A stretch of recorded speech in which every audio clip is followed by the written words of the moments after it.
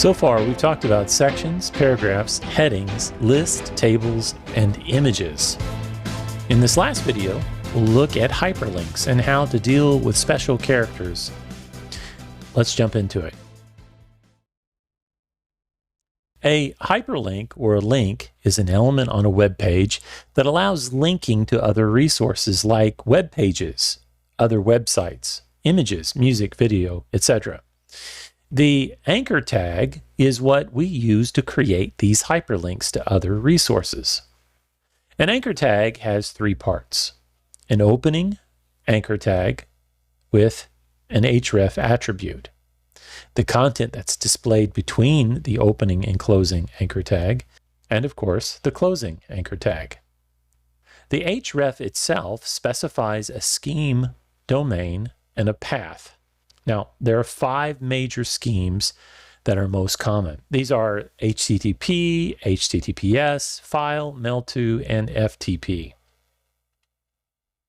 HTTP, HTTPS, and file are typically the ones that we've used in browsers for displaying HTML pages.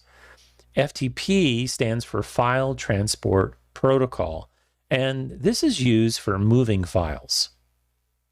Mail-to is a little bit different, but generally it's used for showing email addresses. Most PCs will automatically open a default mail app for sending an email.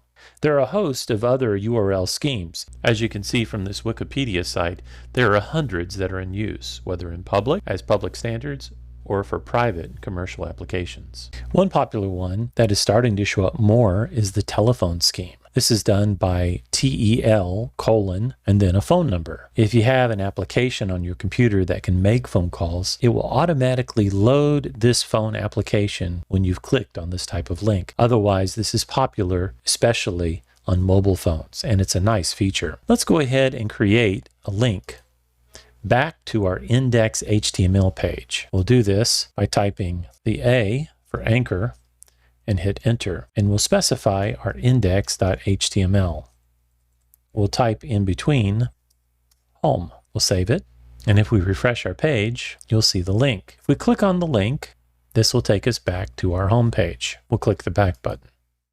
There's one last thing we should discuss for hyperlink URLs, and that is the absolute path and the relative path. Absolute path includes the scheme, domain, and file path to the resource we're linking to, whereas the relative path assumes the scheme is HTML and the domain is relative to the current directory where the HTML page has the link is located. In our example here, this is a relative path because it assumes that the location is over here on our index page. And lastly, you can use an anchor tag to point to locations in a current document. You do this by referencing an existing ID. Let's go ahead and type out a brief example in Atom where we link to an ID. We'll go ahead and create a paragraph. And for our purposes, I'm going to paste in some dummy text called ipsum lorem. If I save this and refresh the page, you'll see some dummy text that's pasted in. Let's go ahead and add a few more of these dummy texts. And the reason I'm doing this will be apparent in a moment. We want to demonstrate how we can cause the page to navigate down to the location where the ID is located. So what we'll do is we'll create a div, we'll hit enter, we'll change the class to ID, and the ID, we'll call it my-link. Inside this, we will type some details for further linking. Now we have a hyperlink at the top going to an index page. We'll type again the href, and this time we'll leave the hashtag in place, but we'll include my link. And here we'll type my link. We'll save it, we'll go back to our page, and we'll refresh.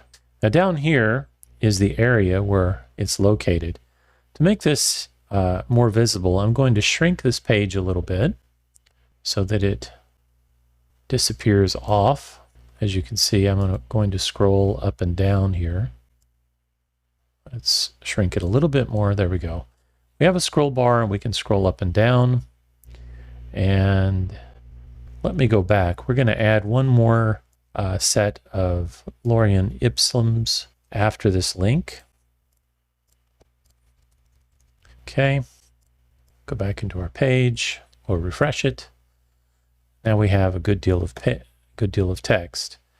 And here is our link that we're looking at. Now our link is hidden at the bottom. We'll click on this and it will automatically scroll up to that link, making it visible. What we'll do to make this more visible for us is we'll go ahead and go back to Atom real quick, and we're going to encapsulate this in a bold tag, make it stand out so you can better visualize and see what we're doing. Also fix this paragraph. Save it. Go back to our page, refresh it. So now you can see the text. So I'm going to scroll up so it disappears off the page. We'll click our link again, and this is linking back to that default hyperlink. This is the typical example of linking to another ID on the page. The key element I want you to notice here is that the div ID myLink is referenced up here by using the hashtag in front of myLink. The final subject we're going to consider in this video concerns special characters. Special characters are represented in HTML through an entity, and there are multiple different entity expressions that we can use. HTML entities are reserved characters that are used in the HTML document. They are not present in your standard keyboard. They provide a wide range of characters, allowing you to add icons, geometric shapes, mathematical operators, and so on. We demonstrated early on in the previous videos with the space entity using the ampersand NBSP semicolon. This is called a non-breaking space. Most entities can be expressed by name, like the NSBP, or by non-breaking space. However, there are many that do not have named expressions, so you have to use a decimal or hexadecimal expression.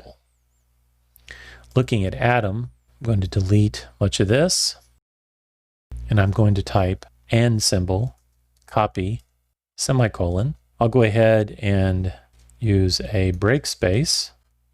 We'll type another variation using the decimal. Again, the and symbol, the pound sign, and 169.